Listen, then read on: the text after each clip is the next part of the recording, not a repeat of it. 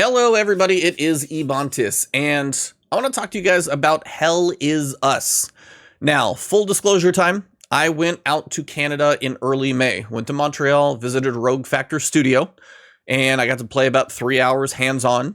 And we got about 30 minutes with the creative director, Jonathan, and the executive producer, Eve. Did some Q&A with them for a little while. We also went out to dinner that evening with, again, a few more of the devs and some of the creators who were there and just had a dinner. Talked about the game some, talked about a whole bunch of other stuff, probably more, and then flew back the next day. Now, they covered my flights, they covered my hotel, and then they paid for that dinner. So I want to be fully transparent. They did cover those expenses for me, but honestly, this video wouldn't have happened if they didn't cover my travel expenses. So I do want to thank Nacon, Dead Good Media, and Rogue Factor for getting me there and back and letting me experience the game hands-on. That being said, all of my thoughts in this video and everything I'm going to talk about, that's all coming from me. There's no influence of what to say, what not to say. Pretty much the main thing they're asking me not to do is spoil story and quest stuff, which seems very reasonable. But if I wanted to put a little section in here of unedited combat just to let you know what it looked like, which you're probably going to see anyway, I can do that. Because I got to capture my entire 3 hours of footage, and they even sent me B-roll. And the nice thing about this game, there's a lot of freedom to find stuff on your own. There's some stuff I didn't find, and the B-roll actually has it in there for me, and it's at 4K 60, so it's very pretty. So full disclosures out of the way, and just so you guys know, they covered my expenses, but everything in here is my thoughts. That being said, let's talk about the game. So, Hell Is Us, the game. What the heck is this thing? Well, I can tell you about 9 months ago when I saw the, reveal trailer, one of the biggest things that caught my eye was these enemies. They're really unique looking. These white humanoid-shaped figures, but they have these, voids kind of in the head and chest, torso area. And you ever seen anybody play with those mirrors where they kind of set mirrors up and a little bit of lights and it looks like this infinite mirror that goes on forever? Kind of looks like that in these humanoid shaped bodies. And I was intrigued. I was like, okay, for one, the world looks really high fidelity, looks pretty cool. But also I was like, this looks really unique. And in the world of art design anymore in games, anytime somebody does something that you're like, oh, it's just fill in the blank, it's another one of those. Anytime you're kind of going, that's new. That's kind of nice to see. It's fresh. There are, fingers and toes, normal humanoid shapes. There's also some variation to those, so it was nice to see a little bit of depth that was going to come from the enemies. But really what got me, outside of the weird kind of, black voided, white alabaster, plaster covered enemies, then you see these really bright, vibrant colors pop out of one of these enemies, and I'll show you guys a picture of that too. And it's this really bright, jagged, geometric look to it. And that took the enemy that looked really trippy and kind of weird to be very much more threatening. And when you have both of the dichotomy or juxtaposition between really smooth and kind of void of all color to very bright and jagged and vibrant, rich colors, something's going on. And between those two alone, the enemy design had me intrigued. So that was the trailer 9 months ago. Now, after playing it, some of the footage I've got, the B-roll and everything, it's a very pretty game. And they actually are using UE5, Unreal Engine 5. They started on Unreal Engine 4. I actually got a chance to ask the technical director. I'm like, so 5, 4, did you ever switch? And they did. They were on 4 at first. As you guys have seen, many games now, some are on 5. They can be a little heavy on systems. They can be a little hard to work with. The cool tech is in there, though. So there's things like lumen for lighting, texture detail with nanite. There's things that you can do that really give the eyeballs quite a spectacle when you're looking at the game. And when you zoom in and see some of these things, you're like, okay, I can definitely see some detail in here. Unreal Engine 4, there are plenty of developers, I can't remember exactly what game, but Unreal Engine 4 can be really tuned to the max as well. So it's kind of a choice depending on which one. And they were kind of in that middle of development cycle, we really got to go one way or the other. And they decided to go with UE5. So if you're wondering the engine, it's in there with a lot of the bells and whistles, and it does look great. Now, is a is a high-end PC I've got gonna look really pretty with the game? Most likely.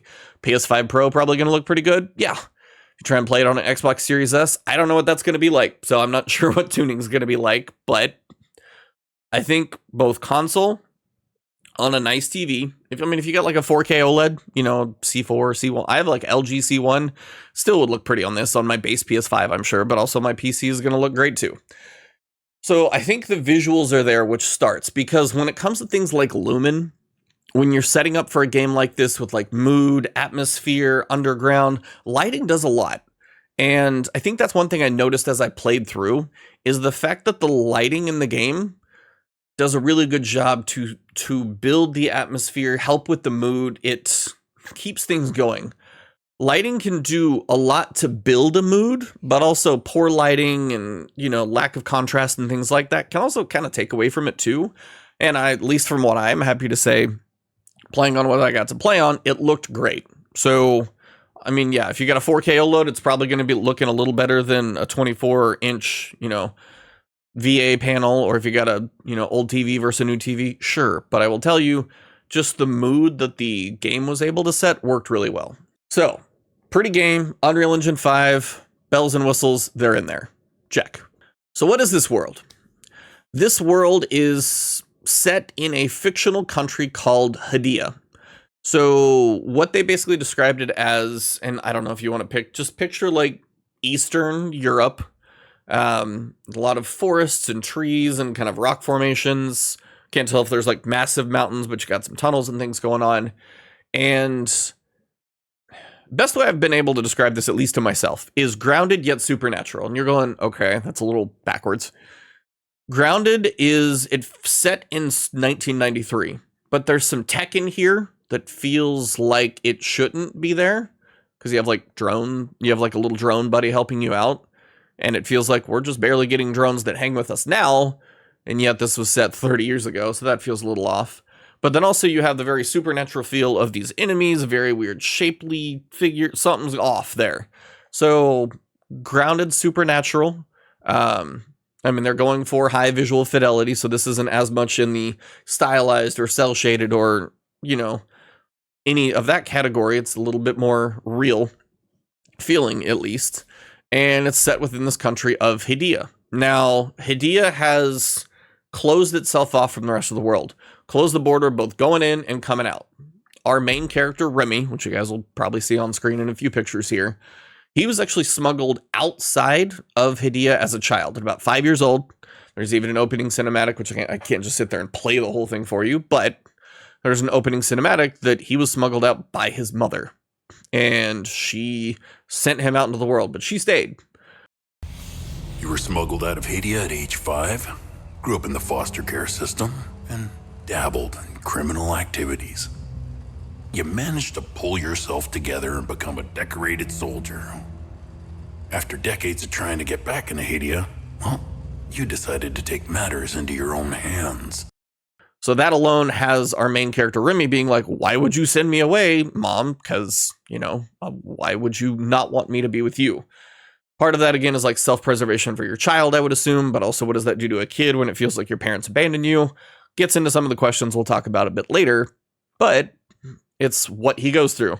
Has some issues in the foster system, gets a little bit into criminal activity, then becomes a soldier, has some success there, then finally joins the kind of, says the ON, but I want to picture like UN, peacekeepers, things like that, and eventually finds his way to kind of bail on that kind of team. He, goes AWOL, I guess, and then tries to get himself back into his country because he wants to see if he can find his parents. He doesn't know if they're alive. He doesn't know the status of them because, again, nothing really gets in and out of this country, but he manages to get his way back into his homeland, and you pretty much go from there. There's an opening cinematic, which feels like it's later in the game because it feels like you've been kind of captured and you're being interrogated. But that wouldn't make sense to happen right when you initially just get into the country. So somewhere that probably falls in the middle as a cinematic part of the story. But either way, he gets in, and that's actually where we got to play. And I think I want to make a big note of that because a lot of previews will say, here's a vertical slice. A demo has this one little section. Sometimes it's from the beginning and you kind of get a little bit of a build up and then you go. Sometimes it's just like, here it is in the middle of the game.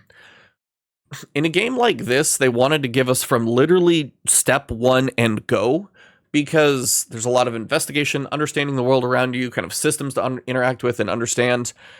And that's kind of where, you pick and choose what you're going to do. You have these people come out to preview your game. Do you show them the really cool stuff in the middle? but not spoil the end? Or do you like have them start at the very beginning where they're just getting their feet wet? They let us really start at the very beginning, which is nice because they just said go. It's not like here's the quest path, there's no invisible walls. It's just like here's the opening part of the game, go. So you start out, kind of get a feel for a little bit of a tutorial, a little bit of guidance here and there. But very early on, you also get a feel of, you know, what the game's going to offer you. And I appreciated the fact that it was just no holds, anything outside of time to say, see what you can find. And that was it. So that's where my gameplay began. So now let's talk about some of that gameplay. So if you're going to have like a genre description about this in Steam, it's probably going to be like third person, action, adventure, supernatural. Who knows what the little taglines are going to be. For me, Hell of Us is like this. It's a world that's full of immersive, unguided exploration and investigation, because that's part of what you're doing is trying to get answers about so many different things. But it's going to challenge you the entire way through with this intense melee combat system with abilities and drone functionality and weapon upgrades that you're going to be able to really dive deep into to make, I'm sure, quite a few different builds. And it's got this unique spin, as I said, on this 1993 future past grounded supernatural story, kind of about humanity, you know, and all the different sides of it, what we're capable of between thoughts and actions, being abandoned as a child, but being a parent trying to save your child from what this future might bring. All of that kind of comes into play. And if that sounds like something completely similar to something else, you know, that's totally fine. For me, that felt like kind of a unique mix of a lot of things. And after playing for about 3 hours, I was way more intrigued to continue. Do I think it was perfect as I played through? I'll touch on my thoughts, but no. But also as I went through, it's definitely one that I'm like, I want to just have my own freedom to run around in this thing, because I really want to experience for myself to know, did they land the plane? And I won't know that until hopefully reviews come later. But for now, this like unguided investigative exploration paired with like this cool combat system, I'm going to talk about both sides of that, but I think they balance the scales well. It's not an action game with a little adventure here and there, or an adventure game that has some combat. I think both have a really solid focus, and I think that balance is as close to about 50-50 depending on how you play the game. I'm sure it might feel a little bit more if you golden path, or if you investigate a lot, you might be doing a little less combat. But I think overall, that balance gives both of those sides of that phrase action adventure weight that I think it really lives up to both sides of it. So let me talk about each of those pieces, and then we'll kind of keep going. So I kind of briefly touched on some of the adventure pieces. But when it comes to an adventure game, a couple ones pop into my head. I mean, you've got Zelda, Indiana Jones recently, really more about the cool destinations you get to go to, the architecture, the cool visuals that you see, these iconic moments of like solving a big puzzle or going through this like room of mirrors and a little bit of platforming, or the water temple. Those are what I picture adventure, puzzles, solving. You know, the world is a piece of the game that you're going to be interacting with constantly. And for me, especially when it comes to most games anymore, when the option is there, if you reward exploration, I'm going to be a fan of it. But the risk any developer runs by having things that you have to explore to find is that there are plenty of people that are going to miss them. I have another friend who plays tons of games too. He is more of a golden path type. Me, I like to check every fork in the road, and it always seems whatever fork I pick is usually the wrong one for the golden path of the story. So half the time I swear I'm just like, my intuition is backwards, and I end up checking the alternate route and be like, well, this is kind of a dead end, but there was a thing over here, now I'll get back to the normal route. And it's one of those things when developers walk the line to make my friend's gameplay enjoyable the whole way through. Like, the golden path is gonna make you pay attention a little bit. The clues are gonna be a little subtle, but generally kind of obvious, where you're not gonna ever feel too lost and you can go through. But on the other side, somebody who's even beyond me, who likes to explore like 100%, check all the lore, read in and get really deep, can you both have a good experience in a game? Now, is it impossible to get everybody a perfect experience? Of course, but can you try and balance the line to where it's like, how deep does the rabbit hole go is up to the player. Like, here's a perfect example, and this is kind of why I use it in this sequence here. There are like 3 main sections of the game. I got to do it like I don't know what you'd call it, early to middle game dungeon, which is part of the story. It's a thing. You kind of go in there, which there's stuff you do to set it up, which I didn't even get to do because we had to jump ahead. And I got to see a little bit later of what this section is like. That kind of felt like the water temple. That was a thing, but you've also got combat in there. Early on, when you play the game, it is from moment 1. And what they actually did is they kind of set that up as a little of a tutorial, but they also kind of let the 2 different playstyles experience a little bit of what's going to happen for both. Because you'll start and you're going to go talk to this NPC. It's like really obvious, like here's a house and then here's the basement doors open. Like you would run inside if there's like a tornado or something. Down in the basement, there's an old dude sitting in a chair and he's talking to you for a little bit, but he mentions it's like, hey, I'm looking for this town. Where's the town? Well, you're going to need some vehicle to get there because it's not safe to get there otherwise. I don't have a vehicle, but I know there are some soldiers with an APC up ahead. All right. Armored personnel carrier. That should probably work. How do I get to the soldiers? He's like, follow the chimes. And you're like, how hard is this going to be? It's not. Like, you will walk out of the cabin, start heading through the woods, and the chimes are like, bing, bing, bing. It is generally pretty obvious. You're going to have to try to avoid the chimes. But the funny thing is, a player like me is like, okay, I know the obvious path is chimes. What is the non-obvious path going to hold? And in that same section where somebody who's just like, all right, let me get through the opening, let me go get the key for the APC, talk to the dude, go underground, do what you got to do. Before I even got to that point, I was like, all right, what else is out here? And if you go explore a little bit, there's the first little puzzle. And you're going to find there's like this little stack of rocks on the ground, and you can see that there's a note from a kid, and it's this kind of little bit of exploration, nothing too crazy. Can you find this one? Can you find this one? This little kid's kind of teasing you.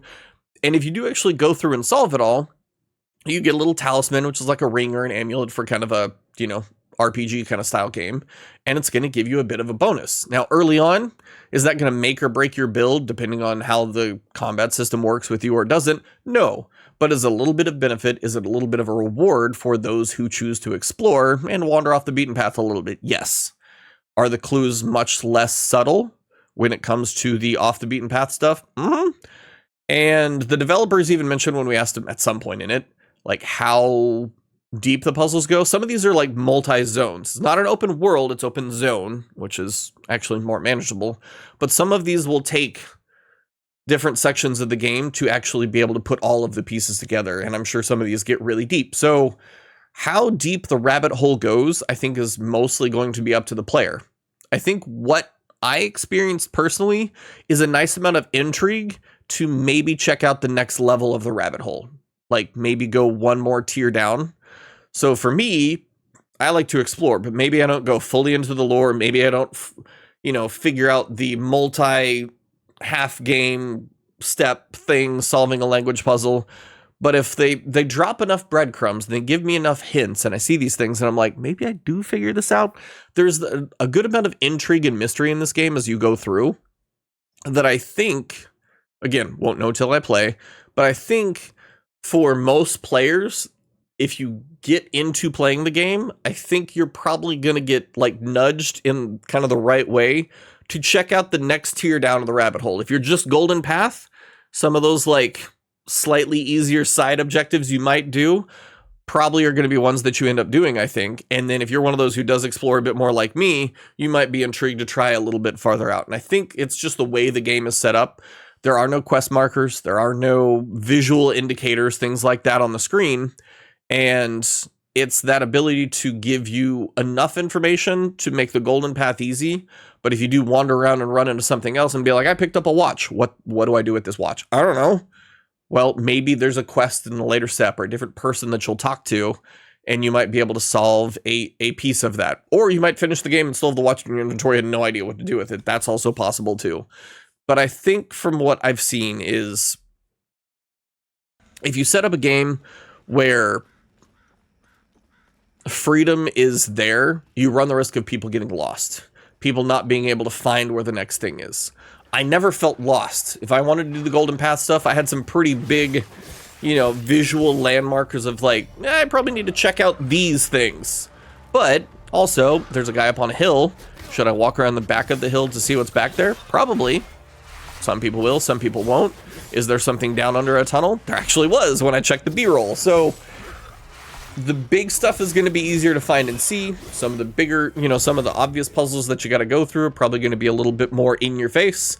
And when it comes to kind of giving every level of adventurous player and, rabbit hole diver per se, a level that they're comfortable with, I think that's going to probably work out fairly well for most. The one that I am curious about is combat, but we'll get to that in a little bit. But overall, I think the adventure, investigation, unguided, because I mean, these are previous Ubisoft developers. I don't know if I said that already. I've been re-recording this a couple of times, but they didn't want a map full of like quest markers or GPS guidance to go here, here, here, and here, and just like follow the dotted line to wherever you're going. They wanted to help you, like nudge you in the right direction, but kind of let you figure it out and get your own sense of accomplishment. And as we've had some games that are like 5 seconds into looking at a puzzle, an NPC tells you exactly what to do, and you're like, I could have figured that out in like 10 seconds, just give me a second. I appreciate that they're kind of going the other direction, is what I'm saying. So, but I think they're doing it in a reasonable way. I think there will be some crazy deep stuff, like I don't know if there's going to be a Reddit community puzzle to solve, but I do think they're going to give you some interesting things to try and figure out on your own.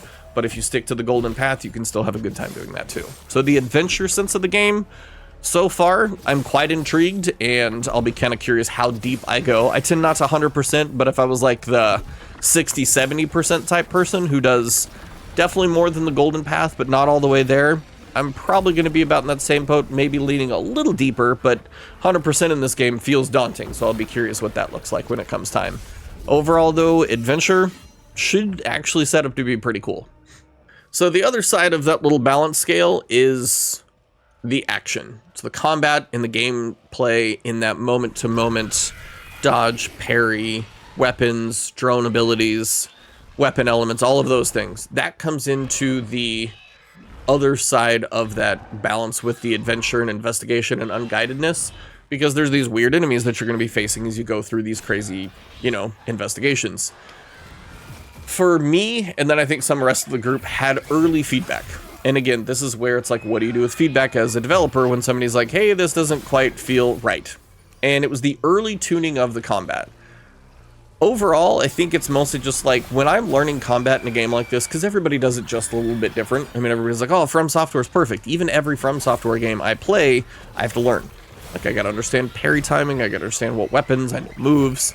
And it's not just like learning every boss, it's just learning the general animations and general timing, and then you start applying that to everything. Same thing here, but just when you have like 2.5, 3 hours to play, you kind of just have to power through sometimes with whatever might work in the situation, as opposed to really taking the time to refine your parry timing or understanding the dodges or blocks a little bit more. So part of that is the fact that I just didn't get as much time as I would normally like, but part of it was the fact that most of us felt like early on you feel pretty weak.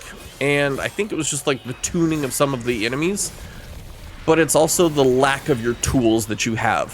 When we jumped ahead and we got to the dungeon, which is explore the world, solve a couple different things, use whatever you need to do to completely unlock this dungeon to be able to get it even available, there's things that we didn't even get to see all the pieces to get that puzzle done. Then when you get down to the dungeon, we're at a point where we have a drone with multiple abilities, like I had a spin attack, and I had a distraction, and I had like a knee charge. And then also there's like abilities on your weapons and the elements that they're going to have. When you start out, you don't have any of that stuff, and you're going, I feel really weak. I really do. And then later on, you're going, okay, now I understand with a drone spin attack I can take on a group, and I can have a distraction over here for this other guy. When it's early, all you're trying to do is like run away and kind of get the little pot shots that you can at these enemies. And it felt like the first time I saw 2 enemies, I was like, uh-oh. Later on, I said 2 enemies, and I was like, all right, bring it on. We can do this. So it's that kind of ramp up that happens, but it just felt early. It's like, be a little nicer early on, and I think you will keep more people around, was kind of the general feedback. And if you keep more people around and they get a chance to learn those systems, then as you like start applying tools and different enemies and different attacks, more people will continue through that journey. So I'm just hoping they take the feedback of early combat, when you feel so weak, don't punish the player too much. But later on, having the challenge there, I don't mind at all. I think that's kind of the main piece of feedback that a lot of us had, was that the early piece needs to be reasonable for the player so people will stick with it long enough to experience the good stuff. But yeah, drone attacks with like spins, those were cool. You got double axes, there's a polearm, a great sword. I don't know if those are the only three, but those are the three I got. So you've got the weapons, you've got the drone. I don't know there's, skill trees and things that you can unlock. One of the really unique systems to the whole game is the health and stamina. Now, your max stamina is directly linked to your health. So if your health is full, your stamina is also able to recharge back to full. You do a couple swings, you get out of there, your stamina goes back to full. But if you get hit and you lose some health, then all of a sudden your max stamina is less than it was, which means you can get less attacks in. Now, in all honesty, think about this in real life, which is where they said this kind of idea came from. So if you get hurt in real life, you're going to feel less nimble, less ready for action. But if you're at full health and normal, you can expend all the energy that you've got in a fight. Same thing kind of applies. If you're wounded, you're not able to do quite as much in battle. You can't have like a quarter of a health bar and then 100% stamina feels a little weird. Now, again, that's why this is not a Souls game, because it doesn't work that way. Now, that also may feel like you're like, it's logical, sure, but that also feels very limiting in a gameplay sense, like I'm going to hate it real fast. It took me a little bit to pick up on this system, but as soon as I did, it worked. I think it's actually really cool because they have an active reload style minigame thing with your healing, which I did not expect to find. But basically the way it works is if you've ever done active reload, there's usually a meter, and then somewhere in that like bar as it goes across, like if you get it in the right section, active reload happens. Maybe you fire faster for a little while, it shortens the reload time, whatever it may be. What would work in the melee combat is if you got like a 1 or 2 swings off, you'd have a little bit of your health show up as this like gray. And then when this flash and timing would happen on your character, you would see it and the health bar would go white. If you hit the right button, your health comes back. The more hits you get, the more health you could earn back. So if I got down to about half health, I could go in with a couple, 2 or 3 swings if I saw I had a good opening. And then I can, as I'm backing off and I see that little like flash happen, I can actually hit the button, get my health back, and now I'm back up to 3/4. That also means I have 3/4 stamina. So again, I can move around, be a bit more nimble, get a few shots off more, maybe 4 this time, even bigger health bar return, hit that button timing again, now I'm back to full health. So it's one of those things that I was like, at early on, I was like, oh, this is going to be really a pain in the butt. I'm not sure if I'm going to love this. But as soon as you start to kind of connect with how the system works in combat, it's a lot more of a dance with the enemies. If you get hurt, you got to be a little more cautious, but it also rewards that aggression of like, get a few shots in, back out, get that heal, get a few more, get the dodge, or if you get a parry and you really stun them. Yeah, I didn't get a lot of parries. I will say that timing is something I want to learn, but if you get that parry and they're like, and they're stunned, you're just like, wham, wham, wham, wham, wham. You get like 4 or 5, and that like health bar that you're able to earn back is huge. You hit that timing, you're like, yes, I'm back to full health, and you can do that. It's really rewarding, and it happens all the time in combat. I think that was why my worry faded quickly with that. It's going to take a little time to, get the system down and learn some of the enemies, but it's that, like, dance of losing health and getting it back. I lost a little health and getting it back. You do have healing abilities, like consumables, I would say, but they felt very sparse. And depending on where you were in the game, how much you'd leveled up and the gear you had, when we went into the dungeon, I was burning through some of those heals, I'll be completely honest, because some of those enemies I was facing were quite a surprise.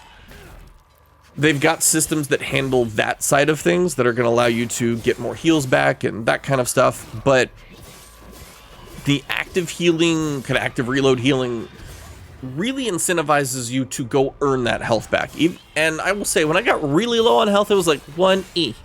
And if you only do 1 swing, you can't get much health back. So then it felt like I was really just trying to get those like quick shots in. And I was like, that didn't feel as good. And that's where it felt like my health had gone too far to really recover it. But if it's just me and like one other guy, maybe I can just like slowly whittle my health back up and save that consumable. And it's that, I guess, player choice more than anything to figure out, do you want to risk it in this combat? And the respawn points were not too terrible.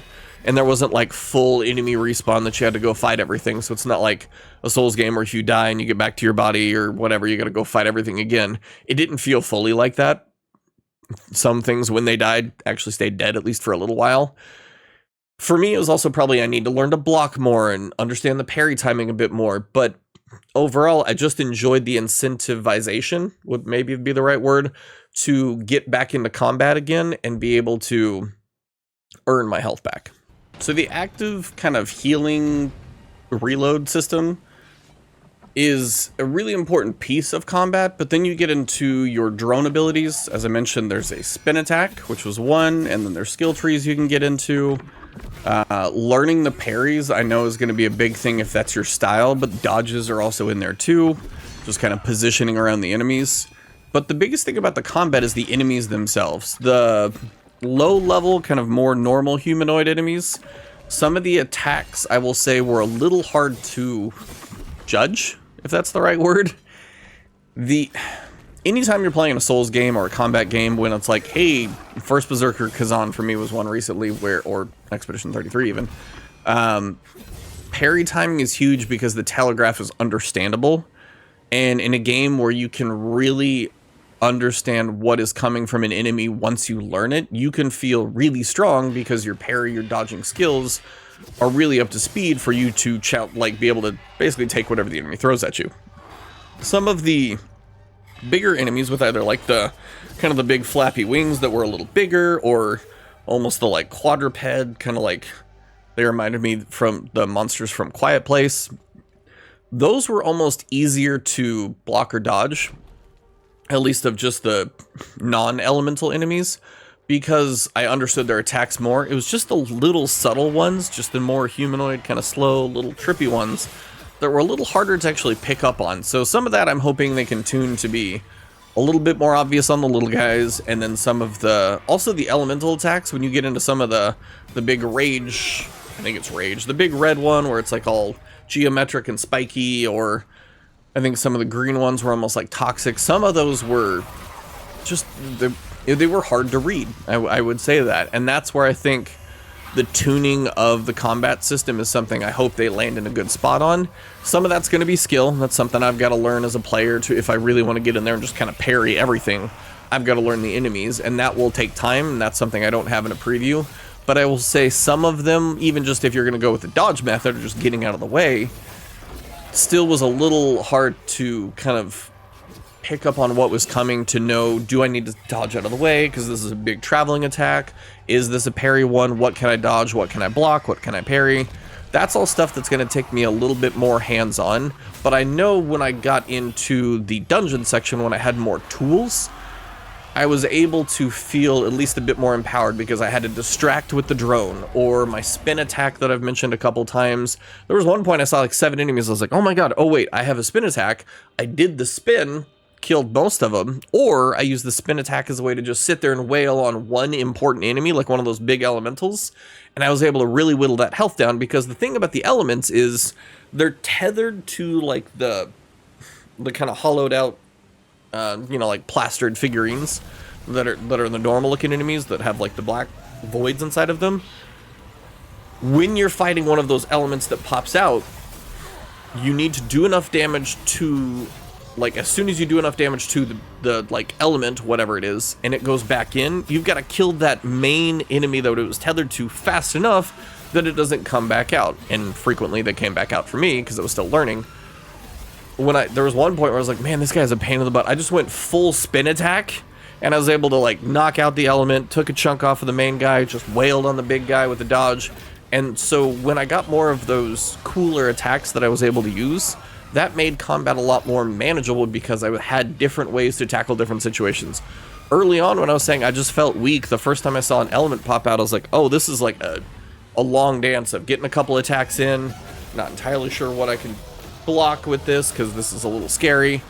And that's where I think, I don't know if they're going to do a demo and those kind of things, the early part of the game versus the middle or later part of the game as your skills unlock and stuff like that. I think that's where it's going to be an interesting one of demos or early access or whatever people kind of, get when the game comes out, or if they do, if they do a demo, for example. It'd be an interesting demo to say, here's an early part of the game. You might feel a little weak, and it may feel it's almost too punishing, but then do you give somebody a demo where it's a little later in the game and you've got a few more tools so they feel like they have a bit more fun? I don't know. That's a tough one for a game developer to decide. But I know the distinction between how those two pieces felt. And there's also things that I really didn't get into, is like there's weapon abilities where there's a charge up that I saw looking through some of the B-roll footage, and looking through that, he does this, like, because there's 3 stages to a charge attack, which with the axes, the charges is just like, and then it's like, it's just this like constant like flailing of axes. But it was like a big greatsword with like this kind of green element on it, and he charged up and it looked like he just shot the enemy from range. And I'm going, okay, I had no idea that even existed. And that's kind of one of those where just seeing those type of things exist makes me know that the combat system is going to be really cool. It's just, you got to get to all the pieces of it. And I think that's where my biggest worry would probably be about the game, is that onboarding of the newer player. How hard is the combat? Is it just too punishing that some people are going to be like, because that Steam 2-hour window, for example, that 2-hour refund window, you might get through the opening little bit, then get through a little bit of combat, and then that opening section, you're like, this is just too tough. And I don't want that to happen, because I think the rest of the world and the intrigue and like all the systems and tools that come into play as you go are going to give a lot of potential to the game. So that's where it's tough. Like, balancing those types of things are difficult. From Software will kick your butt out of the gate, but you kind of know it. Like, if you go walk up to the Tree Sentinel in Elden Ring, you're going to get absolutely stomped for a long time. If you go around him and go fight some of the early enemies, they feel about your level. And for whatever reason, that early section, it felt like they were a bit above my level, and I think that's where it felt a bit off. But I think all of the pieces between, you know, the weapon abilities that they had, the elements that you can get on them, the leveling up, and I don't quite remember if there's rarities. I'm going to have to look through some of the footage to see if it's there. If it's there, I'll obviously put it in there right about now. But just your crafting and your leveling up systems, because there's blacksmiths that you're going to interact with. So your weapons are a big factor, but also your drone and your skill tree to that piece too. As Remy opens up all of his potential, it seems like that's where you're really going to have quite a bit of fun in combat, but the challenge will still be there. If you get in over your head, yeah, you can still probably die pretty quick, but when you have a lot more ways to manage, you're a lot more practiced in the systems, and your timing on just about everything is better, then that's where I think the combat is going to come together. So I do have some reservations on how everybody feels about the combat early, late, middle. I don't know how the skill trees, the weapons, how hard crafting is going to be, how rare are resources. Those are all things I didn't get much of a time to dabble into, but when it comes to the combat system itself, the active healing reload thing had me worried, but the more time I spent with it, the more time I actually appreciated kind of its unique nature, and that, like, almost similar to like Bloodborne, it pulled me back to those kind of vibes, and I think it really does work. So combat for me in action is actually something I'm pretty excited about overall. So the main 2 things that I wanted to spend a lot of time on were the exploration, investigation, and world, because that's where this whole thing takes place. You know, this like war-torn Civil War country, and a isolationist country with closed borders. Nobody's going in, nobody's going out. And then the idea of you as a child were kind of smuggled out, and then you managed to work your way back in, trying to get answers, find your parents possibly, not entirely sure. So you've got all of that going for the story. Then you've got this weird mix of grounded early 90s, I think they said like 93, but early 90s, you know, kind of reality look to the world. So it looks like, you know, pick a random place on, you know, a wooded forest, whether it's Pacific Northwest or Eastern Europe, or I'm sure there's plenty of places with a lot of trees and rocks and, you know, terrain to it. And then you pair it with this kind of supernatural calamity and the Hollow Walkers, which I figured out the name of while I was going through making this video. And then these kind of tethered rage objects that come out of them. There's a lot to unpack. And I think the deeper you go into the game, the more you're going to get out of it. But I still think the idea that you can explore and find things off the beaten path are going to be cool pieces of information or cool pieces of gear or things that are worth understanding more about the world. But for those who want to take the golden path, there's still a very cool looking story to be told and experience, even if you kind of just focus on the main story beats that are in front of you and you don't not do as much of the side stuff. But I also think, as I said, the way they've teed up and kind of set up some of the, you know, expanded off the golden path area stuff, you can go very deep, and I think each type of person hopefully will be intrigued to kind of check out that next level. Maybe I do check around this rock side and there's some people back here. I picked up a watch and I finished the game. I have no idea what it did. That's probably going to happen. Who knows? But I think that balance of exploration, combat, world, adventure, and story, so far I am positive on it. From what I've experienced, I'm optimistic to see where that goes. Combat, as I kind of discussed, early stages feel a bit on the tough side. If they can tune some of the dials down there to ease people in a little bit, just like a little. I don't want it to be a cakewalk, but I want to make sure that the early stages of the game, while cool, the combat shouldn't turn people off. Once people get into the game, start understanding the systems, and get things going, when I got to that first big open marsh area, I got my butt whooped quite a few times, and that could be enough to turn some people off. And if you could tweak those kind of early sections before you start getting your tools of your drone and distraction and abilities and weapon upgrades and all those kind of things, I don't know the real pacing of what the game is going to be like and where the final tuning is going to land, but I do think that's a big worry. I think later on, once you get tools and upgrades and other things, the game will challenge you in combat, but you're going to have a different approach to it because you've got this progression that you've worked through. You've got your drone abilities unlocked. You've got abilities on your weapons that I didn't even get a chance to use. All of that I'm hoping will come together in a really cool set of systems. And that active healing, risk, reward kind of balance that they've got of, I got hit a little bit, but I can get a few swipes in, step back, get that active heal reload, and putting all of those pieces together for the combat side. I think the action's there too. So as I was kind of saying as I went through the whole thing, both sides feel like they spent a good time putting depth into both of these pieces of the puzzle, and I think when they come together, I think it's actually got a chance to be a really cool game. Game of the year? No idea. Nobody knows until I get my hands on it, but I will say I am pretty, I don't even know if I would say cautiously optimistic. I would say I had, more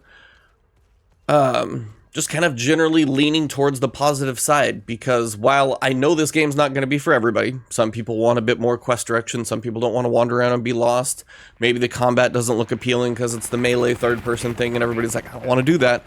But for any of those pieces that might pull somebody in, I think the other systems around it seem to be fleshed out well enough and then some, that you're going to be in for a good experience if any piece of the idea intrigues you. And hopefully from the preview, a lot of this intrigues you. So if you did enjoy this video, again, first, gotta thank Dead Good, Nacon, and Rogue Factor, and just the devs that we got to meet, the QA, the time they spent with us, and of course, again, as I said, they took care of my travel and expenses while I was out there, and they were the ones that made this video possible. But these are my 100% thoughts. They have no idea what this video is going to say, but sounds like they're probably going to be okay with it. So if you enjoyed this one, please hit that subscribe button. You're going to hear a lot more from me when this one, as we get much closer to launch, which should be in September.